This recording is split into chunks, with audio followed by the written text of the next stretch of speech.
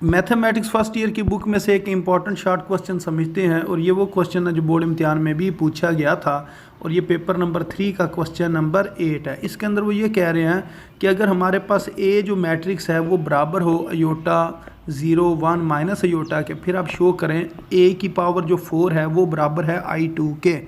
तो अब इस क्वेश्चन को आपने कुछ इस तरीके से सॉल्व करना है कि हमारे पास ए जो मैट्रिक्स है वो गिवन है, इसको हम 2 बार लिखेंगे। सबसे पहले हम ए स्केयर निकालेंगे, फिर जब ए स्केयर निकल आएगा तो फिर 2 बार ए स्केयर को मल्टीप्लाई करेंगे तो फिर वो A4 बन जाएगा। तो सबसे पहले हम ए स्केयर निकालते हैं। ए स्केयर निकालने के लिए हम लिखेंगे ए मल्टीप्लाई ए, या डॉट लिख लें, इसका मतलब मल्टीप्लाई है, ए मल्टीप्लाई ए। तो ये सबसे पहले हमने ये ए की जो वैल्यू है ये हमने इस जगह पर लिख दी जो क्वेश्चन में थी, फिर दोबारा ए की वैल्यू इस जगह पर हम लिख देंगे। ये दोनों हमने ए की वैल्यूज़ लिख ली।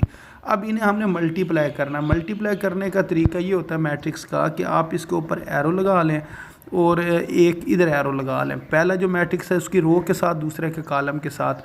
अब आपने जो टेल के ऊपर लिखा हुआ एलिमेंट है या रकम है उसको इसकी टेल के साथ मल्टीप्लाई करना है। तो इसका मतलब ये हुआ कि अयोटा ने अयोटा से मल्टीप्लाई होना है, फिर फार्मूले का आएगा प्लस, ये फार्मूले का आपने याद रखना, प्लस आएगा। फिर जो हेड होता है उसने हेड के साथ मल्टीप्लाई होना होता है। तो अगर इस जगह पर आप देखें हेड वाली जगह पर लिखा हुआ है 0 और इसकी हेड की जगह पर लिखा हुआ है 1, तो 0 को आपने 1 से मल्टीप्लाई कर देना। तो ये इस तरह एक जो है मल्टीप्लिकेशन मुकम्मल हो गई। अब यही काम आपने इससे अगले कॉलम के साथ करना है। ये रो के साथ आ गया एरो और ये कॉलम के साथ एरो आ गया। अब टेल के साथ मल्टीप्लाई होना है, ये इस जगह पर आ जाएगा योटा मल्टीप्लाई 0, फिर फार्मूले का प्लस आएगा। फिर हेड ने हेड के साथ मल्टीप्लाई होना है, 0 ने मल्टीप्लाई होना है माइनस अयोटा के साथ, ये इस जगह पर आ जाएगा। अब ये जो पहली रो है उसकी मल्टीप्लिकेशन मुकम्मल हो गई है। अब सेम आपने इसी तरह मल्टीप्लिकेशन करनी है दूसरी रो के साथ। मसलन इसके ऊपर आप एरो लगाएं, फिर एक एरो इस जगह पर लगाएं और एक एरो इसके साथ लगा लें। सबसे पहले ये वाला एरो और ये वाला एरो की जो टेल है इन्होंने मल्टीप्लाई हो के आना है, फिर फार्मूले का प्लस, फिर एरो का हेड और इस एरो का हेड, इन दोनों ने मल्टीप्लाई होना है। तो माइनस अयोटा ने 1 से मल्टीप्लाई हो जाना।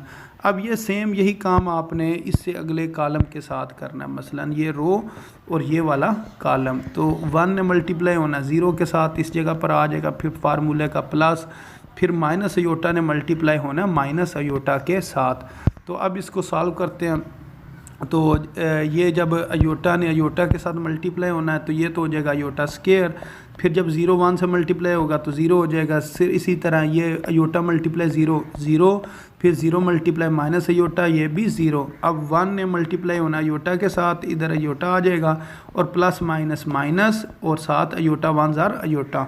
फिर ये 0 ने 1 से मल्टीप्लाई होना 0 और माइनस अयोटा तो माइनस माइनस प्लस और अयोटा स्केयर। तो ये इस तरह हमारे पास है, ये इसका आंसर आ जाएगा अयोटा स्केयर 0 और 0 और अयोटा स्केयर। अब हमें पता है कि जो अयोटा स्केयर होता है ये बराबर होता है -1 के, तो इस जगह पर भी अयोटा स्केयर की जगह -1, इधर भी -1 आ जाएगा। तो ये हमारे पास ए स्केयर की वैल्यूज़ जो है वो हमने फाइंड कर ली। लेकिन क्वेश्चन में तो था कि हमने A4 मालूम करना, जैसा कि इस जगह पर है कि क्वेश्चन में तो वो कह रहे थे A4 जो है वो I2 के बराबर है, इसको आप साबित करें या शो करें। तो अब ए स्केयर की हमारे पास वैल्यू आ चुकी है, ये इस जगह पर अगर देखा जाए ये ए स्केयर की वैल्यू। अब हम लिखेंगे A4 ये बराबर होगा ए स्केयर मल्टीप्लाई ए स्केयर। तो सबसे पहले ए स्केयर की वैल्यू लिखेंगे इस जगह पर, फिर दोबारा ए स्केयर की वैल्यू लिखेंगे, फिर इन्हें मल्टीप्लाई कर देंगे। जिस तरह सेम ऊपर हमने मल्टीप्लाई किया था सेम उसी मेथड से आपने इस जगह पर एरो लगाने हैं और एरो की टेल के साथ और हेड के साथ मल्टीप्लाई होके ये दोनों आ जाएंगे। फिर उसके बाद ये वाला एरो हम ख़त्म कर देंगे, इस जगह पर एरो लगाएंगे, फिर ये वाली और ये वाली वैल्यूज़ हमारे पास आ जाएंगी। तो इस सारे को सॉल्व करने से हमारे पास जो आंसर आएगा वो आएगा 1001, और ये हमें पता है ये I2 के बराबर होता है। तो इससे मुराद ये होती है कि ये यानी कि स्केयर मैट्रिक्स होना चाहिए जिसमें 2 रोज़ और 2 कॉलम्स होने चाहिए, जैसा कि इस जगह पर हैं 2 रोज़ हैं और 2 कॉलम्स हैं। और जो डायगोनल है वो 1 1 होती है, यानी कि जो डायगोनल होती है ये वाली जगह ये 1 1 होती है, और इसके ऊपर और नीचे 0 होता है, ये ऊपर भी और ये नीचे भी क्या है 0 है। तो ऐसा जो मैट्रिक्स होता है उसका नाम क्या होता है जी I2। तो अब यहाँ पर भी वो सेम उसके साथ का मैट्रिक्स बन रहा है, तो हम कहेंगे ये किसके बराबर है जी I2 के बराबर है। तो ये चीज़ प्रूव होगी कि जो A4 है वो किसके बराबर आ गया जी I2 के बराबर आ गया। तो इस क्वेश्चन ने इस तरीके से सॉल्व होना था जैसा कि आपको इस जगह पर नज़र आ रहा है। तो उम्मीद है आपको इस क्वेश्चन की भी समझ आ गई होगी कि इसको किस तरह सॉल्व करना था। अब हम इसके बाद जो इससे नेक्स्ट क्वेश्चन है, जो क्वेश्चन नंबर 9 है, इसको सॉल्व करते हैं। ये एक डेफिनेशन है। तो वो ये कह रहे हैं कि what is the rank of matrix, कि जो मैट्रिक्स है उसका रैंक जो है उससे क्या मुराद होता है, उसको डिफ़ाइन करें। तो ये डेफिनेशन करने से पहले आप एक एग्जांपल समझ लें, फिर आपको इस क्वेश्चन की या डेफिनेशन की अच्छी तरह समझ आ जाएगी। मसलन हमारे पास कोई एक मैट्रिक्स है, इसके ये नॉन ज़ीरो मैट्रिक्स होना चाहिए, यानी कि इसके अंदर ना कुछ रकमें लिखी होनी चाहिए। तो मसलन इस जगह पर ये मैं अपने पास से ही कुछ रकमें लिख रहा हूँ। तो अगर इस तरह अगर हम लिखते जाएं और फिर इसको हम सॉल्व करें, सॉल्व इस तरह करना है कि जो पहली रकम होगी ना, इसको आपने बनाना होता है 1। इस जगह पर क्या बन जाए 1, और 1 के नीचे क्या बने जी 0 0 बन जाए। फिर उसके बाद डायगोनल वाली दूसरी जो एलिमेंट है ना, मसलन ये वाला, इसको आपने 1 बनाना है, और 1 बनाने के बाद आपने इसके नीचे जो रकमें हैं ना उनको 0 करना, मसलन इस जगह पर 0 करना। फिर इसी तरह अब ये वैसे बाई चांस इस जगह पर 0 है, अगर 0 ना होता तो इस जगह पर हमने 1 बनाना था। तो इस तरह आपने ना सॉल्व करते जाना है, मसलन डायगोनल वाली रकम 1 बनाते जाना है और नीचे वाली रकमें जो है ना वो 0 करते जाना है। तो बाज़ औक़ात इस तरह होगा कि नीचे वाली ना कुछ रकमें पूरी की पूरी 0 हो जाएंगी। मसलन ये वाली पूरी जो रो है ना, ये पूरी की पूरी 0 हो जाएगी। हो सकता है कि ये वाला मैट्रिक्स कुछ इस तरह होता है, ज़रा इससे बड़ा होता, तो नीचे 2 रोज़ क्या हो जाती 0 हो जाती। तो एक रो भी 0 हो सकती है, 2 भी हो सकती हैं, 3 भी हो सकती है, यानी कि कोई भी तादाद जो है ना रोज़ की वो 0 हो सकती है। लेकिन करना आपने ये है कि ये वाली रकम 1 बनानी है, फिर अगली डायगोनल वाला एलिमेंट 1 बनाना है, उससे अगला अगर 1 बनता है ठीक है, अगर 0 बन गया तो फिर उसको आपने छोड़ देना। तो इसको कहते हैं कि ये एचनल फॉर्म है, यानी कि आपने ना इस क्वेश्चन को एचनल फॉर्म के अंदर चेंज करना।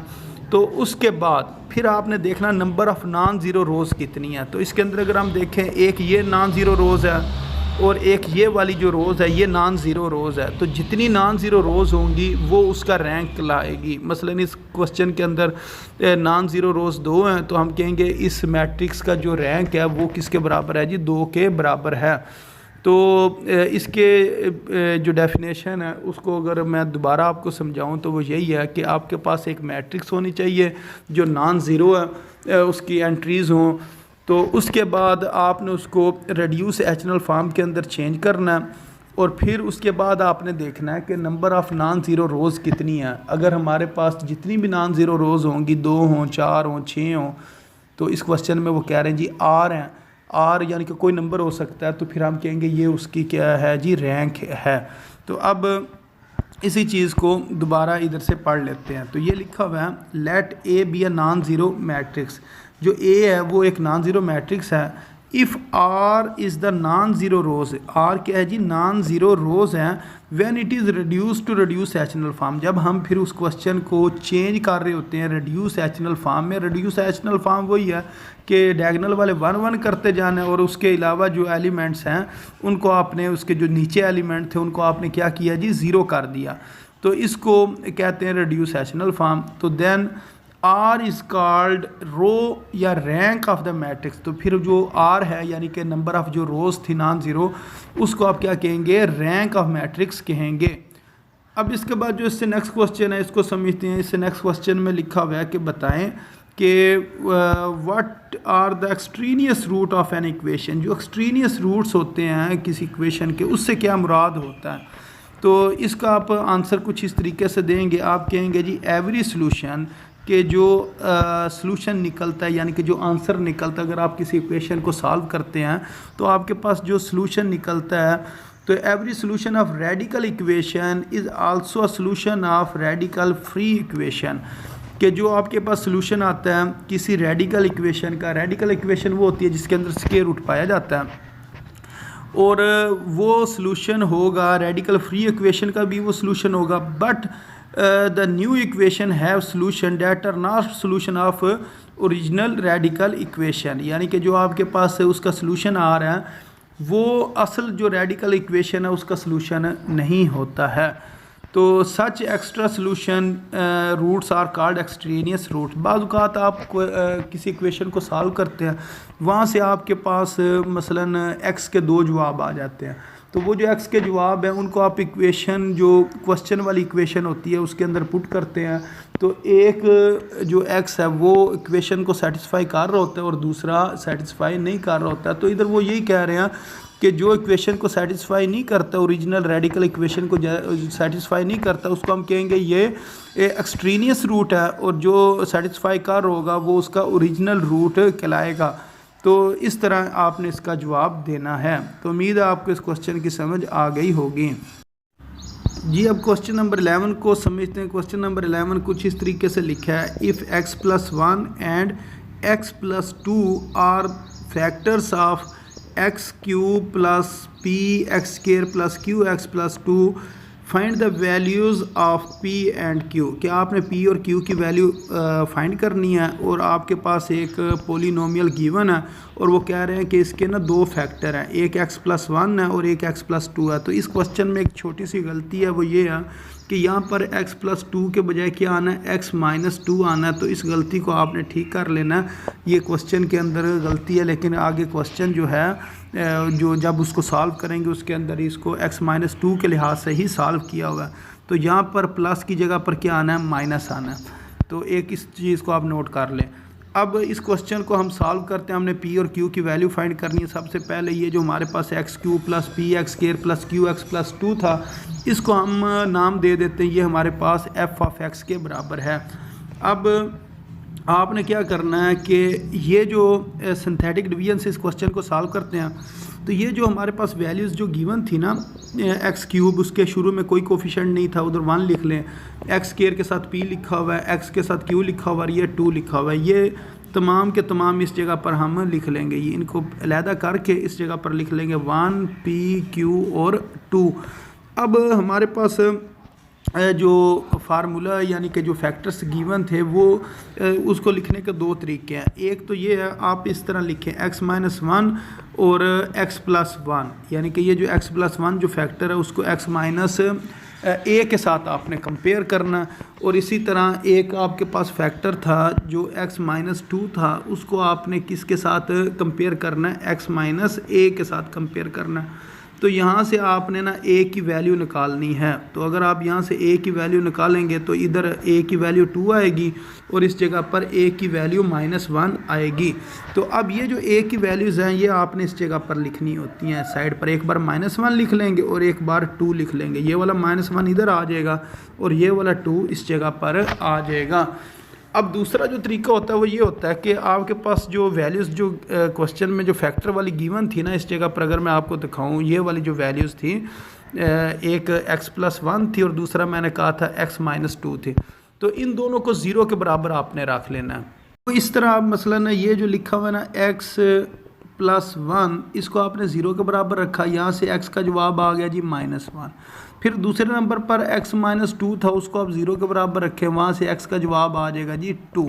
तो ये जो -1 है इस जगह पर आ जाएगा और ये जो 2 है वो इस जगह पर आ जाएगा। अब इसको सॉल्व करने का तरीका कुछ इस तरीके से होता है कि ये जो नंबर दिया होता है ना, इसको आपने सेम इसी तरह ही नीचे लिख देना होता है। तो ये जो 1 लिखा हुआ है, इस 1 को इस जगह पर लिख देंगे, फिर इधर मल्टीप्लाई करना। जब हम 1 को -1 से मल्टीप्लाई करेंगे तो -1 आएगा, इस जगह पर आ जाएगा। फिर इन दोनों को ऐड करेंगे तो ये आ जाएगा p-1। अब p-1 को आपने -1 से मल्टीप्लाई करना, तो ये बन जाएगा -p और +1, यानी कि -p और +1। अब ऊपर से नीचे इन दोनों को ऐड करेंगे, ये आ जाएगा q -p +1। अब इसको जब आप फिर -1 से मल्टीप्लाई करेंगे तो इनके साइन चेंज हो जाएंगे, यानी कि -q + p और -1 हो जाएगा। अब इनको सॉल्व करते हैं, तो जब 2 में से हमने 1 को माइनस किया तो आंसर कितना आ गया, इस जगह पर 1 आ गया। बाकी -q और +p वो इस जगह पर आ जाएगा, ये रिमाइंडर आ जाता है। अब यहाँ से जो लास्ट वाली जो टर्म होती है इसको आपने छोड़ देना और बाकी जो टर्म्स हैं ये जो 3 हमारे पास बची हुई हैं वो इस जगह पर ही लिखी रहने देनी है। अब आपने इधर लिखना है 2। वो 2 क्यों लिखा? क्योंकि x माइनस 2 वो 0 के बराबर था, वहाँ से आपने x की वैल्यू 2 जो है वो जो फाइंड की हुई थी वो इस जगह पर लिखी है। अब ये वाला 1 नीचे आएगा, अब इस 1 ने इस 2 के साथ मल्टीप्लाई होना है, 1 2 ज़ा 2, इस जगह पर 2 आ जाएगा। अब इन दोनों को हम ऐड करेंगे तो ये p वाला, ये p इस जगह पर आ गया, 2 माइनस 1 किया तो इस जगह पर प्लस 1 आ गया। अब ये जो लिखा है ना p प्लस 1, इसको आपने 2 से मल्टीप्लाई करना है, इसको आप 2 से मल्टीप्लाई करें तो ये बन जाएगा 2p प्लस 2, तो ये इस जगह पर आ गया। अब इनको हमने ऐड करना है। ऐड किस तरह करना है? इन दोनों टर्म्स को अगर हम देखें तो ये जो q है ये तो इस जगह पर आ गया, ये लिखा हुआ है 2p माइनस p, 2p में से एक p को निकालेंगे तो एक p बचेगा, फिर ये 1 प्लस 1 और प्लस 2, ये कितना हो गया जी? प्लस 3 हो गया। तो ये हमारे पास जो रिमाइंडर है ये भी आ गया। तो पहले ये वाला रिमाइंडर आया था, अब हमारे पास ये वाला जो रिमाइंडर है ये आ गया। अब यहाँ से हम इसकी 2 इक्वेशंस बनाएंगे। तो इसकी ये 2 इक्वेशंस बन गई। एक इक्वेशन ये वाली हमने बराबर 0 करके लिख ली और दूसरी इक्वेशन ये वाली लिख ली। अब हमने इन दोनों को ऐड करना है। जब इन दोनों इक्वेशंस को ऐड करेंगे तो ये माइनस q और ये जो प्लस q है ये दोनों कैंसिल हो जाएंगे, ये दोनों कैंसिल हो गए।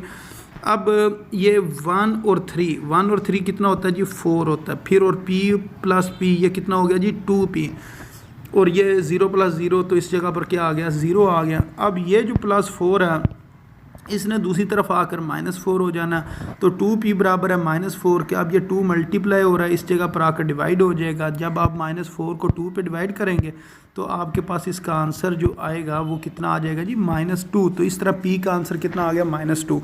अब ये जो p की वैल्यू निकली है इसको आप किसी एक इक्वेशन में पुट कर दें। तो इन्होंने इक्वेशन नंबर 2 के अंदर इसको पुट कर दी। ये इक्वेशन नंबर 2 है, इसके अंदर जिस जगह पर p लिखा हुआ है वहाँ पर p की वैल्यू पुट कर देते हैं। इक्वेशन नंबर 2 को एक दफ़ा दोबारा लिख लिया और p की जगह पर आपने क्या पुट कर दिया जी? -2 पुट कर दिया।